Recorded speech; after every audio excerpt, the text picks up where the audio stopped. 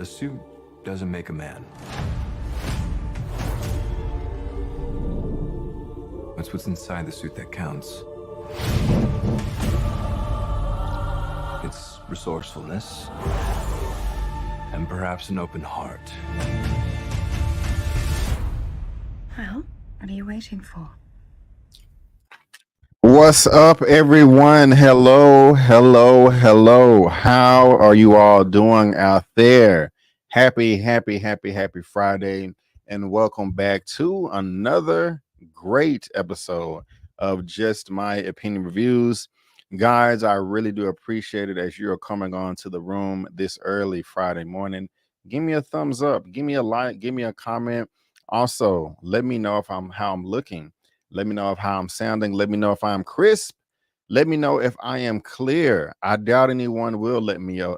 I can't even talk. Let me know because how early it is this morning. It is 6:15 a.m. this morning. That's CST. Yes, Friday the 29th. I'm coming to you live, baby. Yes, live for the Continental from the world of John Wick, episode 2 or night 2. This is titled Loyalty to the Master. That is what that song was. That's what the song was at the end of the episode where Thomas was playing his cello before he was beat in the head with a golf club by the evil Carmack, being played by Mel Gibson. And of course, we're going to be talking about it. Guys, if you couldn't tell already, this is going to be spoiler filled. I'm going to spoil this episode up, down, left, right, in, and out, as if you've already seen it. Okay, that is your warning. And if this is your first time here and you like what you see, go on and hit that subscribe button. Okay, help me reach that next milestone of 50,000 subscribers, road to 50K. But let's get into this real quick. With a cache of modified weapons, a team of shadow mercenaries, and a top hitman in place, Winston finalizes his mission. Tension escalates as higher-ups order Carmack to find the object Frankey stole.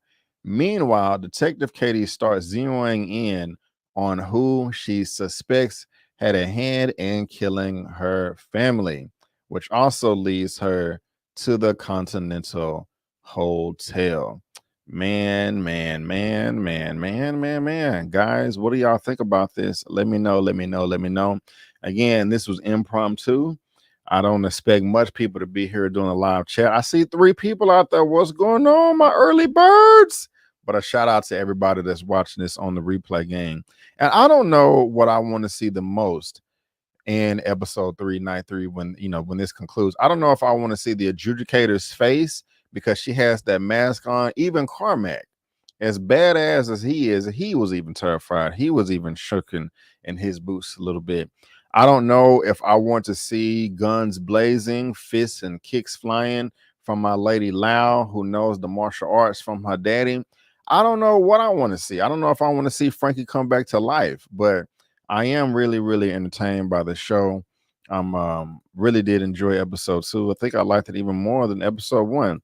What's going on, One Journey? How you doing? Good morning to you, One Journey. Good morning to you. Are you feeling the show, Young Journey? Did you like it? Did you hate it? Are you somewhere in between? Now, one thing that I want to start off at the very beginning of this episode is we see what happened with Carmack, with Winston and Frankey at the very beginning of this episode. At the beginning of episode 1, we didn't know what they did. They just threw a Molotov cocktail and through a window and set it on fire. But now we realize, guys, this would have messed me up too mentally for the rest of my life. They murdered some people on accident.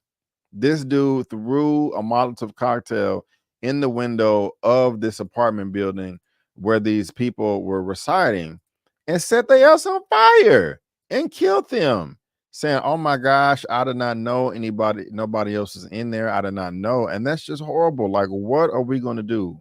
That would mess me up for real. And we didn't see it. I mean, we got a brief scene of it in this episode, but we don't know how it's going to play out in episode 3. One Journey said, love it. Young Journey, 62 years old, young, 62 years young. Take that old out, 62 years young. Did you just have a birthday or something, Young Journey? But thank you for being here. I really do appreciate it. But Yeah, man, that's crazy. One journey, little Winston is up here throwing Molotov cocktails and setting people on fire. That's just horrible right there. Just absolutely horrible. Now, we also got to see Yoon, who was the wife of Frankey. She was in Sagan in the 70s, and she was a suicide bomber. She was a kamikaze agent. That's awful right there. I wonder what happened with the bomb and why it didn't blow up on up on her chest and take everybody out. But that's when she first met Frankey, and they fell in love. And apparently, he brought her back over here to the States, and yeah, they just got married and started having a family or whatever. But I will say, and One Journey, while you're here, let me know who your favorite character is so far. I really do like Loud, played by Jessica Lange. She was, I mentioned this in episode 1 of how I'm looking forward to everybody seeing her doing all of her karate moves. And I got to be honest with you, the first time I saw it, I was like, okay, damn, why can she fight so well? But I was like, oh, yeah, because she's a karate master. Her dad does own the dojo. So if he was doing all that, won all the championship, won all the trophies, got all the praise, all the accolades and stuff like that, it would only make sense that his daughter and his son, Miles, would possibly know some martial arts too. We don't necessarily know if Miles knows some martial arts, but because we haven't seen him fight, we just know that he knows how to shoot some guns. But Miss Jessica Lange here, she definitely knows how to throw around. And I really did like that. At the very beginning, we got the Chinese gentleman that is going to her shop, having people drop off cigarette dispensaries, and she's like not having it. And I guess that's just his way of him trying to flex his muscle. Like, okay, hey, I'm going to own you, part of your territory. I'm going to be milking off you. I'm going to be getting some business. This is Chinatown. I am Chinese. You're not. This is a Japanese martial arts studio, and this is Chinatown. Okay, so your father's not here anymore, but he has been getting away with too much stuff for too long, and enough is enough. I understand that to his degree, but I don't think that's a good excuse for him to go around sending little boys terrorizing her, throwing rocks through her windows and sending random men over there and randomly dropping off stuff. Like, no, she's not having it. She's not having it. At one point in the episode, we saw her throw the cigarette stand out. She went over there and kicked she kicked everybody's ass. I mean, she was really throwing down. I love that right there. And she got the respect from the Chinaman too. So she's my favorite character right now. Winston is cool. I do like Winston, but she is my favorite character. One Journey with the $20 super sticker with his $20 super. Thank you so much, One Journey. You know what we got to do over here for the dub. Thank you so much. Where's that video at? Where is it at? Here it is.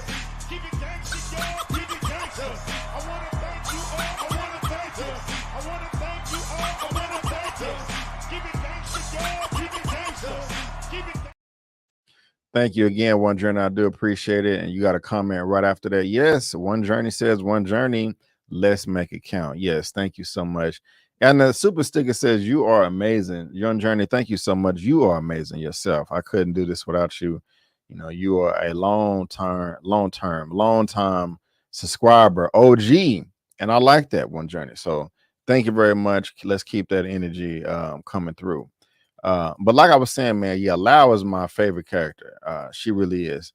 Now, how do y'all feel about this cop here that keeps showing up? I'm assuming this is Frankie's sister, the detective that first went into the Continental in episode 1, trying to pay with cash and stuff like that, because she don't know how everything works. How y'all feel about her and their relationship? She's okay. She's not my favorite, but I want to know how you guys feel, because she could be one of you guys' favorite. But I do like the way they're setting everything up for episode 2 to lead into 3. Winston is trying to put a team together. He's like, this is bull BS. This is bull crap. I don't want to live under this worry anymore. Have this burden on my back, monkey on my back. He wants to put a team together. At first, Lau did not want to be involved with when her brother was like, hey, this is the last job. If we sell these guns off, because they had those spike bullets in that meeting that went bad, this can stretch us out to 18 months. And if it can last us to 18 months, but if we stretch it out, it can last for 2 years. Lau didn't want to have nothing to do with that. However, she said that she will get involved in taking down the Continental. Now, she has this code of conduct where she doesn't want to use any types of guns at all. And I don't know, baby girl, you're going to have to pick up some guns here. You're trying to take out Carmack and the whole Continental. But y'all let me know what y'all think about that. I do like the fact that he's trying to put a team together. I do like the reaction that, what is her name? Frankie's wife, the agent, is it Yin? I do like her reaction, Yin, because she didn't, he didn't necessarily have a right to cremate the body. And I can really understand her feeling some type of way, like, whoa, this is my husband here. I know this is your brother, but you've been gone. We've been living together. So it should have been up to me. I don't blame her at all for being upset and kind of being irate and attacking. I mean, that was her husband. That was a boo thing. She loved him. And he's dead. And they was living somewhat, I want to say somewhat peacefully, because Frankey is the one that stole the printing press. And that was well before Winston got there. So let me dial that back. Let me take that back. But anyway, she was happy though. And Winston cremated the body. And so I understand that, she's just not going to be the happiest about that. But, you guys let me know what y'all think. But I do like that they're putting this team together. That is dope right there. I want them to get as many people together as we possibly can. Speaking about putting the team together, I do like this new gentleman by the name of Eugene, the sniper that cannot see that well. I like him. I like him a lot. It was nice, the intro that we was getting of his character with him being on the roof trying to take the guy out. I was like, whoa, bro, you hitting a tree? You can't hit this guy. You need some practice, man. You need some glasses. You need to get your skull fixed, because this is not going to work right here. I think it wasn't his name Eugene. One Journey. I could be wrong. I was trying to pull up his real name to try to give him some credit, but I can't find it here. So I'm just gonna, okay, yeah, it's not that. Yeah, that's Mayhem. Wasn't the sniper's name Eugene? Well, anyway, I did like the fact that he got the shot off, but I was saying to myself, wait a minute, you just gonna murder this dude in front of everybody, in front of all these kids? But then they showed the wanted poster sign, and it was like wanted by police for kidnapping and child molestation or something like that from like a young boy under 12. I was like, oh, okay, he's a pedophile. So cool, we can take him out. We can execute him. We can assassinate him. The no harm done. So I was definitely cool with that right there, because we can't be having pedophiles going around free like that. And what was gross was he was actually trying to lure the little boy over behind the bushes or whatever, because it was like, if you go back and look, he held up the stuffed animal. He pointed over here like, hey, let's go over here. That's disgusting. So he deserved everything that came to him. So I'm really happy about that. So and I'm glad that he's a part of the team now. I just kind of like him as a character, if I had to be honest with you. Also like the way that Miles went and recruited him, buttered him up a little bit, and Miles played him like a fiddle, played him like a cello, like a violin, and so that was entertaining right there. You're like, yeah, we're trying to put this together. It's a suicide mission. We're not gonna live, And he was like, hey, I want to be in because I hate Carmack and nobody knows him like I do. You're gonna need me. Okay, you're in. What? Did you just play me? So I like all that right there. That was quite nice. That was entertaining.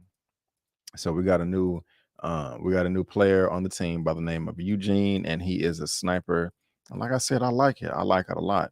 But something that I was talking about earlier, when Carmack was eating his lunch, trying to have some comfort food, and we had our boy Thomas over there playing his instrument, and Sharon was there too, but the adjudicator popped up and planted that coin on the desk and was like, hey, I know you badass around here, but there's a hierarchy of power that you must follow.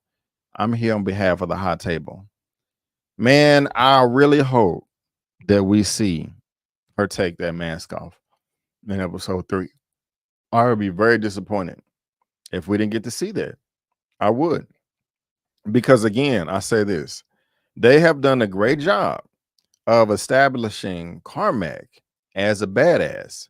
So for him to be intimidated by her taking off her mask and all the power that she's able to wield, I just want to see how that plays out. You know, I don't want this show to lead me on. I want that to play out, and I just need to see it. I do. And I'll be really disappointed if we didn't get to see that. So hopefully we'll be able to see that in episode 3. Again, I'll be disappointed if we do. If we don't, you guys let me know what you think. Now, of course, this is the prequel to the John Wick films, and one of the characters that was over the Bowery was Lawrence Fishburne's character, and I don't remember his name exactly, but we kind of see like an origin of that here.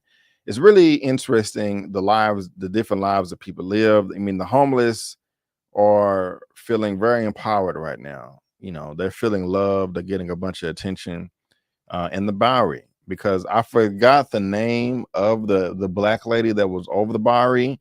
And when I saw this, I did not have any subtitles, but I like her as an actress. She did a great job of you know, painting the picture of who she is and what she's about. But I like more Winston's ability to snuff her out. I mean, he's a street dude, but at the same time, he's educated. So I guess best of both worlds. He knew that first white lady wasn't the lady in charge. And when he stabbed the knife on the table to get the attention of everybody, he knew exactly what he was doing. He was like, I don't have time to waste. I need to see your boss. And he was able to snuff her out. So I do like that. Earlier, when I was saying interested in seeing the different lives that people live, I mean, they were really comfortable in that building, that abandoned building, with roaches and critters crawling all across the table while they eat their bread. And I'm just like, wow, that is very, very disgusting right there, you know? But that's just the life that they live. I don't think I could be able to do anything like that. But you guys let me know what you think. But I mean, do you think that they're going to come through and help Winston out and his cause to take down the Continental? I don't know. There's a lot of manpower. And at this time, this is the 70s. I don't know how large Carmack's army is at the Continental. It could be small, medium size, large. I don't know.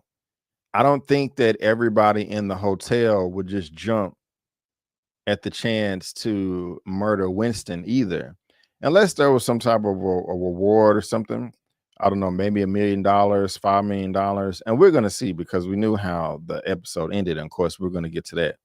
But I'm just saying all that to say is, if you took everybody in the Continental versus everybody that Winston has, who do you think has more men?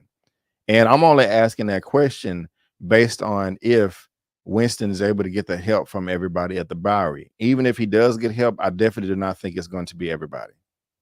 I don't think so. There's too many. And I'm not saying that the woman has all of the homeless people on lock just in her back pocket, but that's a lot of people. I would imagine it's in the low hundreds.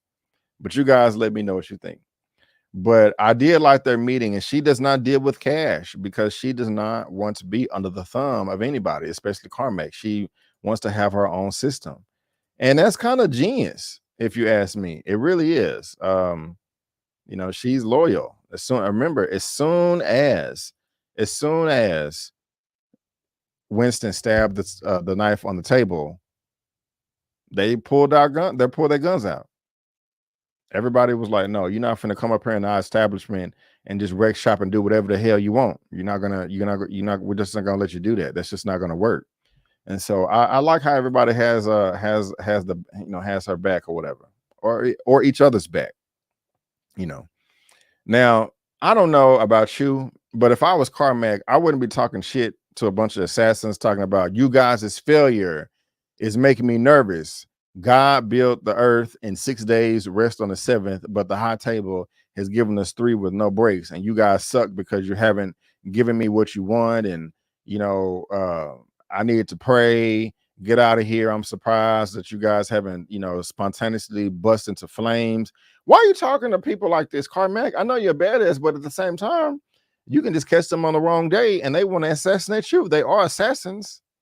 there is more of them than you. I mean, I understand that they also operate by a code of conduct and they probably won't do that, but still, I don't know. I'm just not gonna be just talking crap like that. But we do see the team, that twin team of assassins show up at Charlie's junkyard, and they're looking for the coin press, and they flipping the trailer inside out, the car inside out, and one of Charlie's friends down there is hiding with his son under all of the rubble. Is he gonna get caught? I don't know. I doubt it. I mean, I'm talking about the third episode. But yeah, these people don't give a damn, man. If they would have found that the man and the little boy hiding away under the ground, they would have killed the hell out of them, tortured them. They would have even killed them. They would have tortured them for 3 weeks straight, healed them, and tortured them again, tortured them some more. So yeah, that's just Carmack. I just want to be talking crap to people like that. That's just me. That's just me. You guys let me know what you think about that. Now, another thing that I do like about Yin, which is Frankie's wife, she knows how to fight. She knows how to squabble. When those men try to infiltrate their movie theater with very little resources, she was able to hold her own. She had booby traps set up everywhere, and she kicked their ass. I mean, she had like a ship's anchor or something come down and stab the guy in the chest and then hit him in the face with a sledgehammer. I can't do nothing but respect that. I like that the whole time. I like that the whole time. But what they're doing is they're going around not Frankey, he's passed away. Talking about Winston going around still recruiting his team. And I like the conversation between Lau and the white man as she's throwing the axes. I'm pretty sure it's just gonna go down like ridiculous crazy in episode 3. I cannot wait. We also got Yoon on board as well. She comes back with the blueprint of the Continental that Frankey drew up. Sorry about that. And I like it, man. I really do like it. I really do. And my thing is I wonder how they're going to infiltrate and do all this without compromising the building. And something else that I'm also looking forward to is seeing how the adjudicator and her henchman is going to respond to this as well, because she wants the coin press found.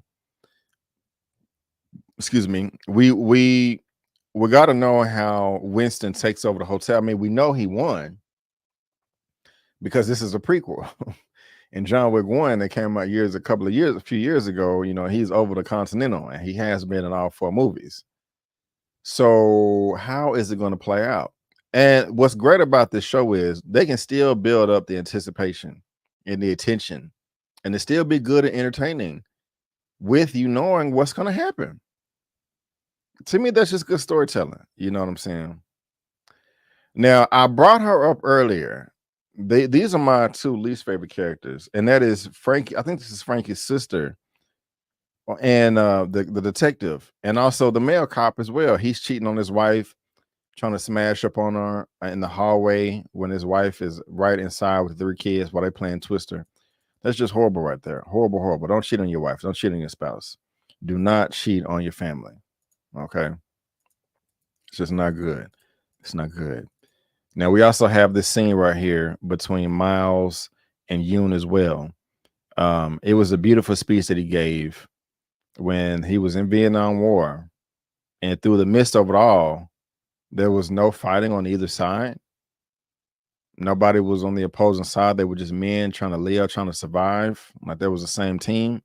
That was really touching right there. I like that. That showed a lot of humanity to his character.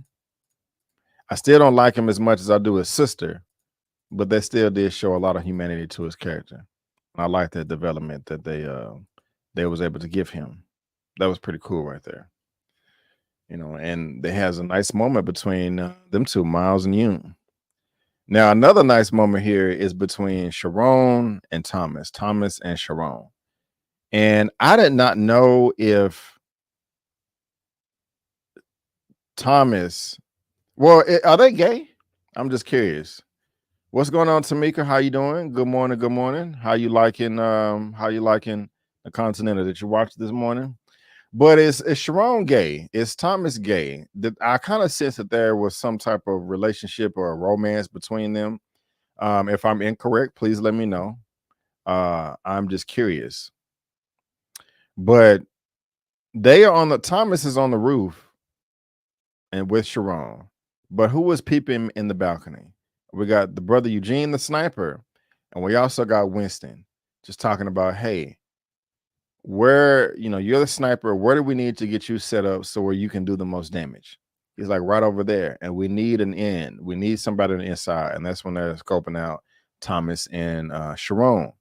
And he says there's only two types of people that work in a hotel: people that are evil and people that are brainwashed. Which one is this right here? And I like the way they set that up, because Chiron is definitely not evil.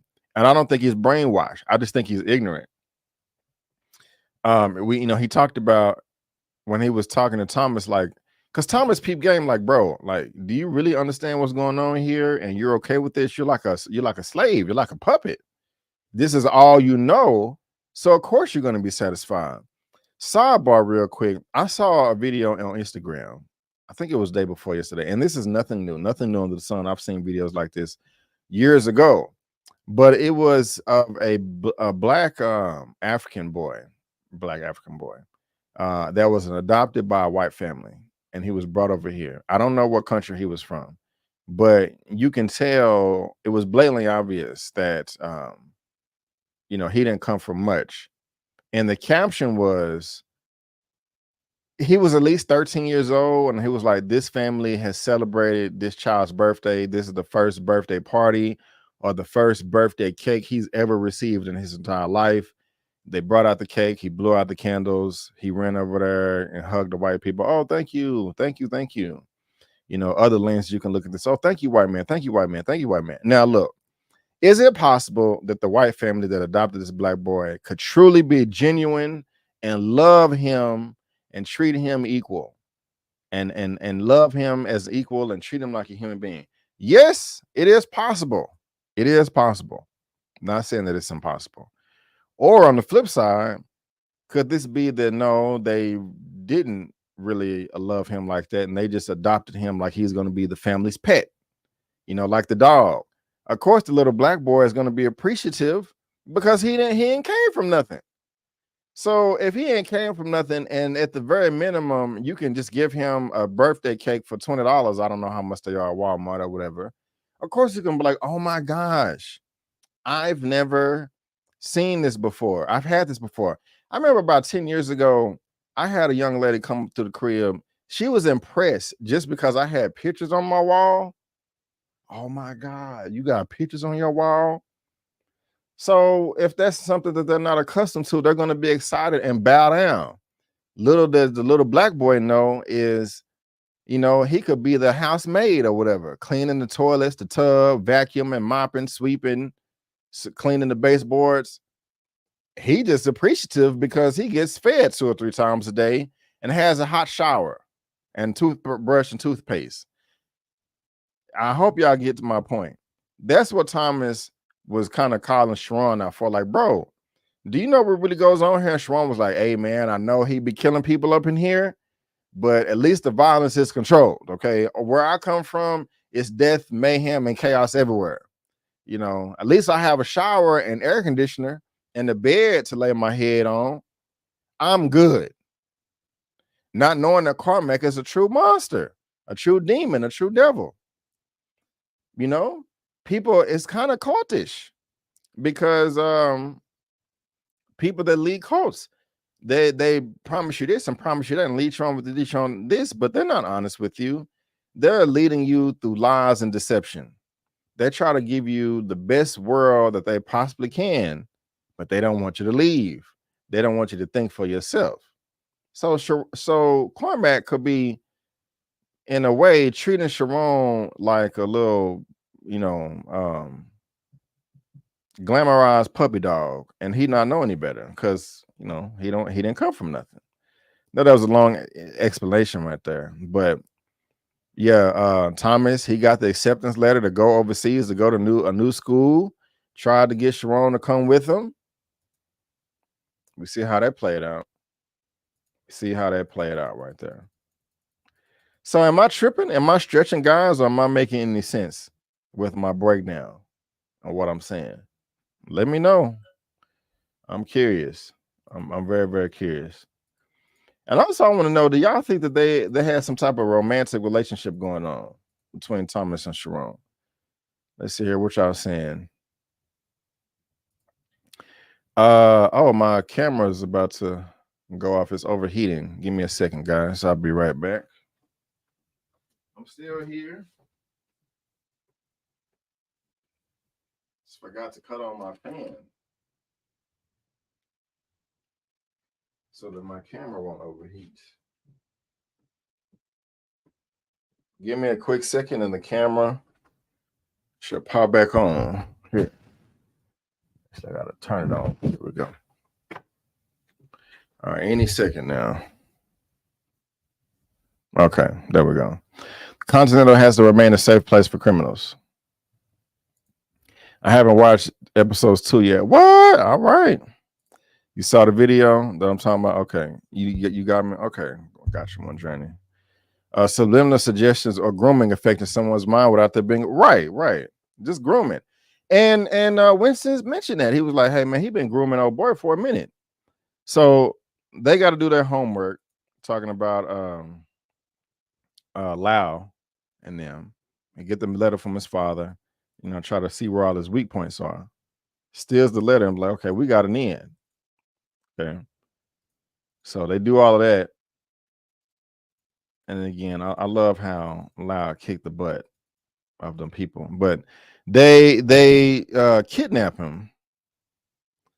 What's up, Stebby J? Good morning. You can find this show on Peacock, sir. Peacock. We on episode 2. Episode 3, the final episode, is next week. But they kidnap him and drive him off somewhere. It was like, hey, Sharon, Winston is running, not Winston. Climax is running game on you, bro. Okay. We know that you're there reluctantly. We know that you want more. We know that you want some type of freedom. If you follow me, I can give that to you. We're trying to take over. I can do this. I can do that. And I don't think it would have worked. I really don't, because peep game. At the very end of the episode, Sharon walks up to Carmack and was like, hey, Winston has a team of people trying to get together and kill you and take over. Now, that could be part of the plan. We don't know that yet. We're going to have to find out at the very beginning of episode 3. So that could be part of the plan that Winston came up with, like, okay, hey, I want you to go back and tell Carmack that we're going to team up with him. But at the same time, it could not be. And Sharon probably didn't make a decision. We don't know what he was going to do, but what if he made a decision after he saw what Carmack did to Thomas by murdering him? Now, let me back up a little bit. I do think it was incredibly stupid for Thomas. I mean, for one, okay, let me back up some more. Carmack is already that arrogant type of guy to where he wants everybody to stay loyal to him no matter what. That's the title of the episode, Loyalty to the Master. That's also the name of the song. So he already felt some type of way that Thomas was leaving him. Okay. Thomas is going to make it worse by telling Carmack, like, yeah, I tried to recruit Sharon and have him come with me, but no, he was so loyal to you. If you go back, look at Carmack's body, mannerisms, and facial expression, the way his body shifted as he got that news, like, you son of a bitch, you tried to get Sharon to leave me. So I don't necessarily think that Carmack was going to kill him until Thomas revealed that information, but I still think that was incredibly stupid to tell Carmack that. I mean, like, if I'm working for a company and I put in my 2-week notice and I leave, and if I'm a valuable employee, they're gonna like me. I'm like, yeah, oh, Brandon, okay, we got your notice. Why are you leaving? Is there anything we can do to keep you to stay? Oh, it's just a better opportunity for me. Thank you, but I'm gonna go ahead and bounce. This is my 2-week notice. Oh, and by the way, so Johnny and Rebecca over here too. I'm gonna try to get them to come over to this company with me as well. You don't do that, and that's what Thomas did. And he got his head beat in with a golf club. You got to be more careful. You got to be more careful. And that was quite brutal. Not only did Carmack beat the golf club, not only did he beat the head in of Thomas, he also beat up the violin or the cello with the instrument with the strings. I mean, I'm looking at it right now. This is crazy. And mind you, Carmack broke rules. He killed somebody in the grounds of the hotel. Now, I don't know how the adjudicator found that out. I'm assuming they must have cameras somewhere in the hotel. So I don't know how that explains that. But yeah, Carmack broke the rules. And I like the response. I like the response of the adjudicator too. She was like, no, ignore it. We'll just let them kill each other. They ratchet. And the coin press will pop up. That's all she cared about anyway. She don't give a damn about Carmack. She don't give a crap about him. One Journey, 48 Laws of Power. Law number 1, never outshine the master boss. I need to read that book, and I have a copy of it too. I need to read it. I heard a lot of people say that it's very cruel and harsh. But yeah, never outshine the boss and master. What's going on over Shauna Morrison? Good morning, everyone. Haven't watched the Continental yet. I will watch it soon. All right. We're talking spoilers over here. But Sharon, he goes back to the hotel.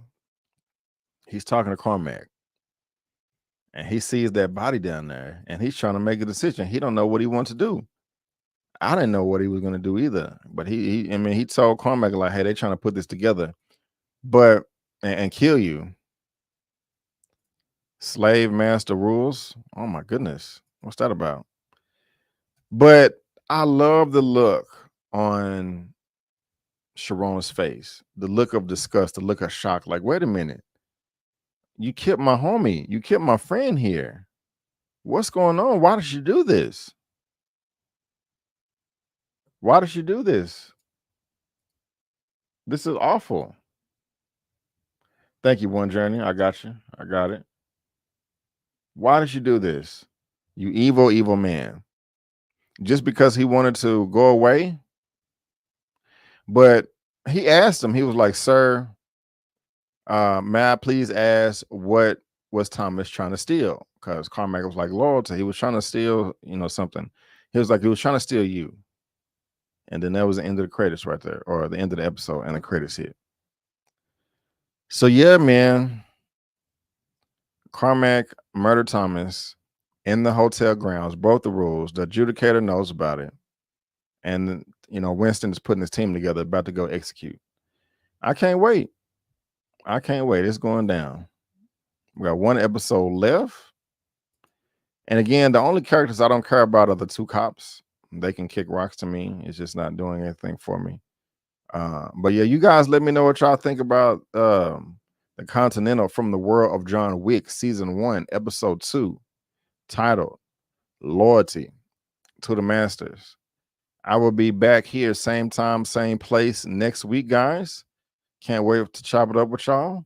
One Journey, again, thank you so much for the $20 super chat. And again, guys, check out my review for the creator that is on my channel as well.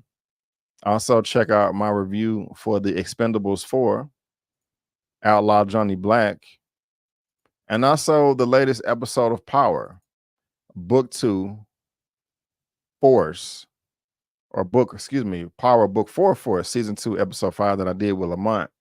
But this right here, guys, is the Continental Episode 2, and I thank y'all so much. But again, guys, I keep saying in a row, I want to thank y'all so much for tuning in. And before you go, don't forget that I'm B. Avery. That's just my opinion. Peace out, and I'll see you next time.